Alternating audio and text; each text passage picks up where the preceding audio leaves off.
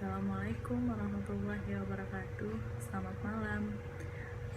Saya Raden Nusyariani Putri akan menjelaskan materi tentang karyawan idaman di perusahaan.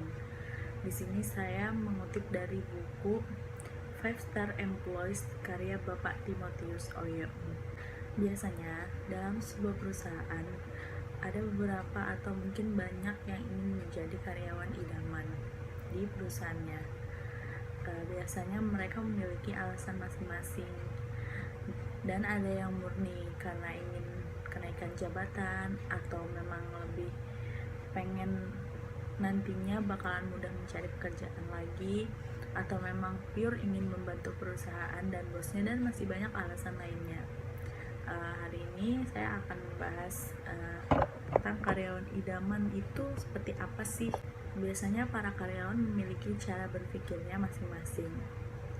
Nah, di sini saya akan menjelaskan tentang cara berpikir mendasar karyawan idaman. Biasanya yang pertama ada bekerja pada bidang yang disukai. Nah, karena dia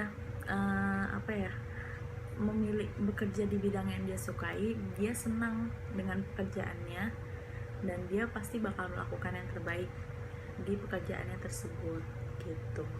Terus yang kedua ada mencintai pekerjaan saat ini. Ya seperti itu, karena mungkin dia senang sama pekerjaannya, jadi dia mencintai pekerjaan yang dia lakukan sekarang. Terus ada terus belajar saat bekerja. Nah, biasanya banyak orang-orang yang bekerja tuh cuma karena kebutuhan atau karena supaya dapat gaji gitu. Tapi buat seseorang yang pengen jadi karyawan idaman itu biasanya mereka waktu bekerja pun mereka belajar, oh ternyata pekerjaan ini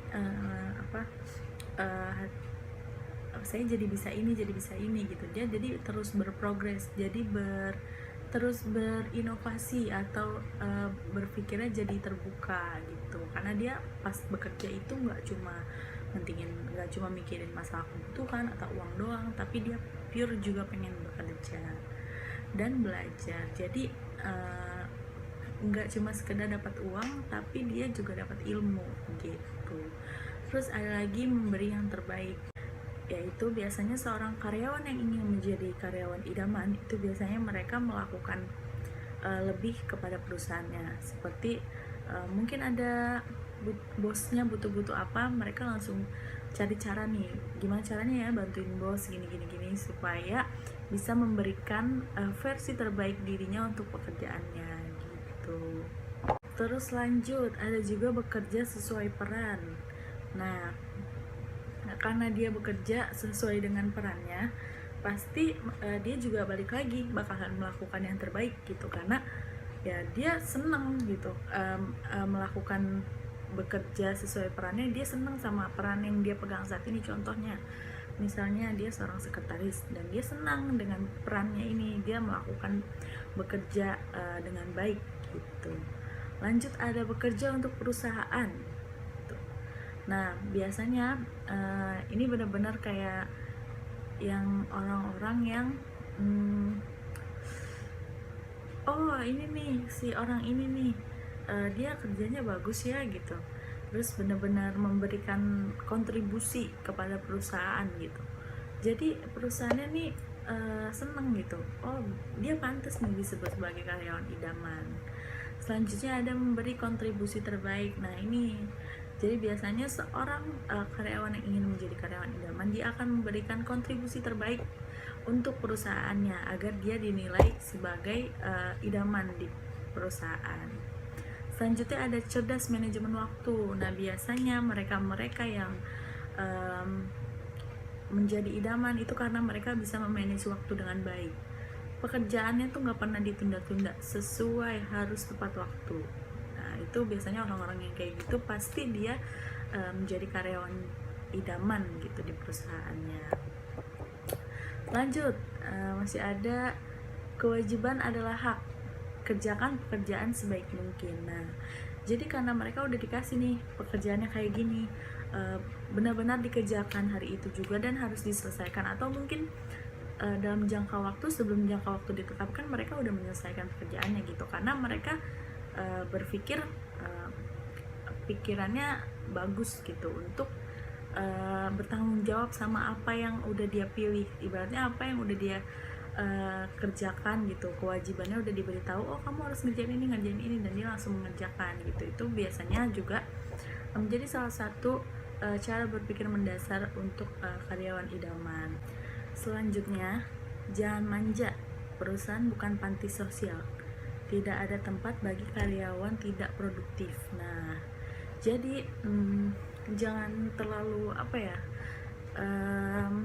santai gitu, atau mikirnya ya udahlah gitu, kayak digampangin gitu. Nah itu biasanya tempat yang kayak gitu tuh nggak ada tempatnya di perusahaan, karena perusahaan itu butuh orang-orang yang produktif gitu. Selanjutnya adalah lakukan tugas dengan sungguh-sungguh. Iya nih, kebanyakan orang kadang dikasih tugas tapi ya udahlah bisa besok, ya udahlah bisa besok gitu. Padahal kalau misalnya berpikirnya orang yang bakal menjadi karyawan idaman itu ya seperti itu, mereka dikasih tugas, ditelaah dengan baik, lalu dikerjakan tepat pada waktunya, atau mungkin sesuai sama waktu yang ditetapkan. Selanjutnya, perusahaan terus maju karena bangkit dari kegagalan. Nah, bangkit lagi nih bila kita mengalami kegagalan tuh kita harus bangkit lagi.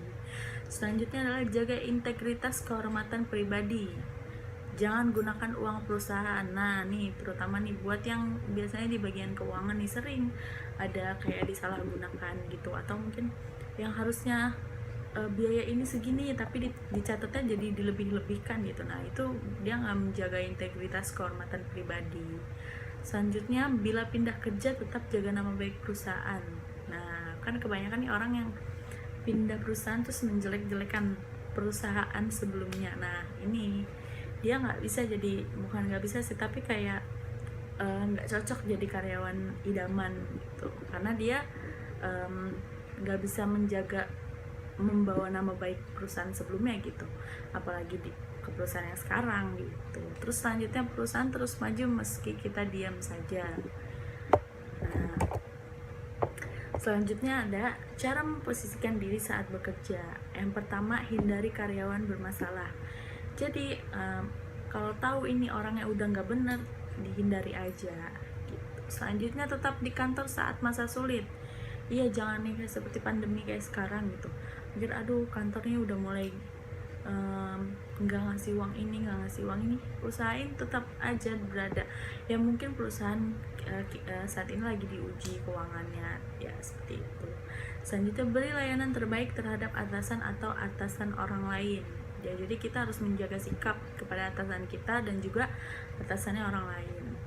Ada pekerjaan hari ini adalah karir masa depan, jadi lakukan yang terbaik. Apapun yang kita lakukan, usahakan lakukan yang terbaik. Selanjutnya, tetap berprestasi meski ada di kantor cabang. Jangan cuma mikir karena gue nggak di kantor pusat nih, nggak usah bagus-bagus lah kerjanya gitu. Ya nggak bisa kayak gitu. Kita harus berusaha tetap jadi berprestasi dimanapun tempat kita bekerja atau dimanapun kita berada. Kita harus belajar pikirannya tuh berprogres atau maju gitu. Jangan cuma meremehkan kayak ya udahlah saya buat apa gitu, saya juga nggak ditaruh di pusat. Jangan seperti itu. Selanjutnya, sisihkan penghasilan untuk pengembangan diri. Jadi kayak dari gaji tuh semuanya jangan dipikirinnya buat foya-foya atau buat tabungan. Boleh buat tabungan, tapi bisa untuk mungkin mengikuti seminar atau nambahin skill gitu buat pengembangan diri kita juga. Selanjutnya, profit perusahaan ADL, profit karyawan efisien. Lanjut, ada jadi pribadi yang pantas dipromosi karena prestasi, bukan lamanya kerja. Nah ini nih, biasanya kebanyakan orang naik jabatan itu karena mereka udah lama bekerja di situ. Seharusnya dia bisa berprestasi, bisa naik jabatan tanpa tunggu lama dia bekerja gitu. Misalnya kita udah tahu 5 tahun lagi kita naik jabatan gini.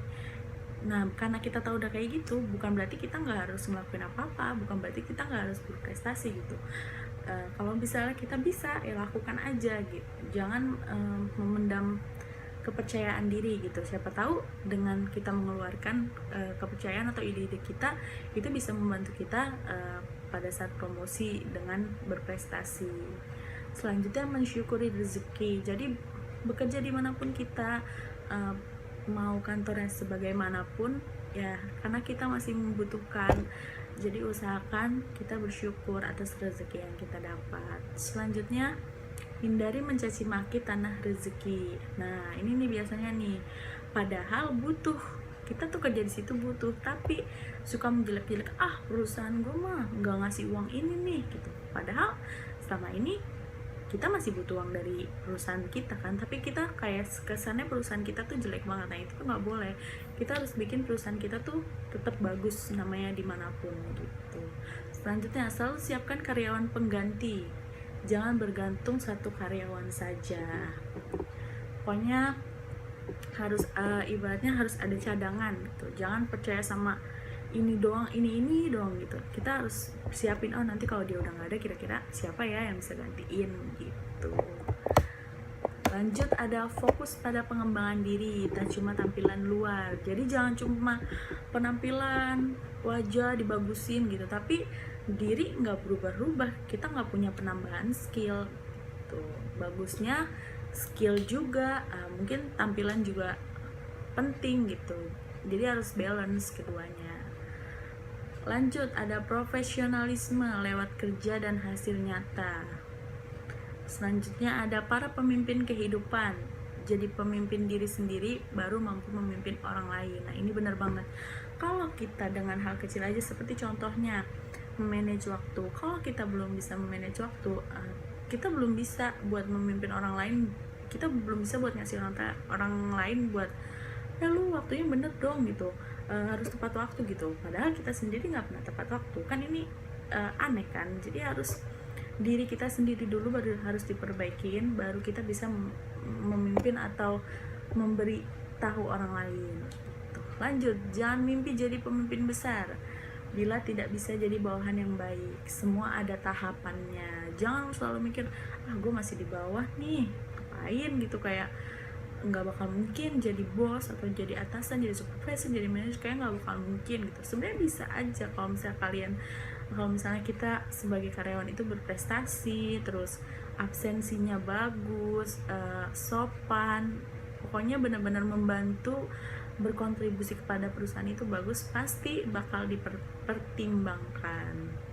Selanjutnya, berpikir positif. Ya, jadi apapun yang kita kerjakan atau apapun yang kita lakukan itu dibawa santai, dibawa berpikir positif aja, nggak usah terlalu kayak banyak pertimbangan, ini males kayak gini, ini males kayak gini. Jangan kayak gitu, jalanin aja. Selagi kita masih butuh, ibaratnya kita masih butuh gaji dari situ gitu, kita harus berusaha buat jadi yang terbaik gitu.